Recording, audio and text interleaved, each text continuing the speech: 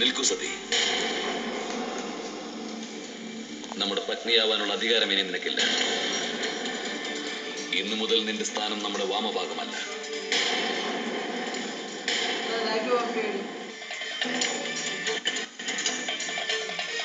ഇതങ്ങ് എന്താണ് ഈ പറയുന്നത്? അങ്ങയുടെ വാമഭാഗത്തല്ലാതെ ഞാൻ എവിടെ ഇരിക്കുവാനാണ്? പത്നി ആയതിനാൽ തന്നെ അതിന്റെ അധികാരവുമാണ്. അങ്ങ് എന്റെ അധികാരത്തെ തട്ടിപ്പറിക്കുന്നത് എങ്ങനെയാണ്? പതിയായുള്ള അധികാരം നാം പിൻവലിച്ചതിന് ശേഷം പത്നിയായുള്ള അധികാരം നീ എങ്ങനെ തുടരാനാണ് സതി? ക്ഷമാർഹമല്ല. എന്നാൽ ഭാവിയിൽ നടക്കേണ്ട ഒരു സംഭവത്തിനുള്ള ശിക്ഷ അങ്ങെനിക്ക് വർത്തമാനത്തിൽ നൽകുന്നത് എന്ത്?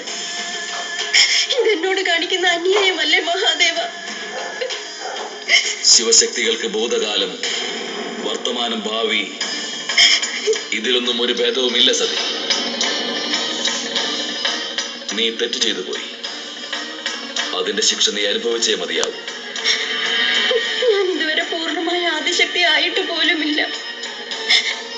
എന്റെ സ്വരൂപത്തെ പൂർണ്ണമായും സാക്ഷാത്കരിക്കുവാൻ കഴിഞ്ഞിട്ടില്ല എനിക്ക്.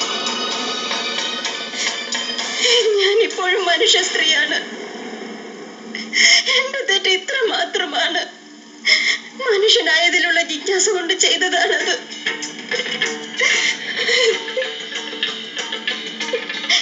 അതാണ് ഏറ്റവും വലിയ തെറ്റ് സതി. നീ മനുഷ്യരൂപിണിയാണ്. നാം നിന്നെ വിവാഹം കഴിച്ചതും തെറ്റ്. നീ ഇപ്പോൾ ശിവന് യോഗിയല്ല. നിന്റെ ഉള്ളിലുള്ള ആദിശക്തി ചൈതന്യത്തെക്കാൾ നിന്റെ മാനുഷികത അത്യധികമാണ് ദാക്ഷായണി.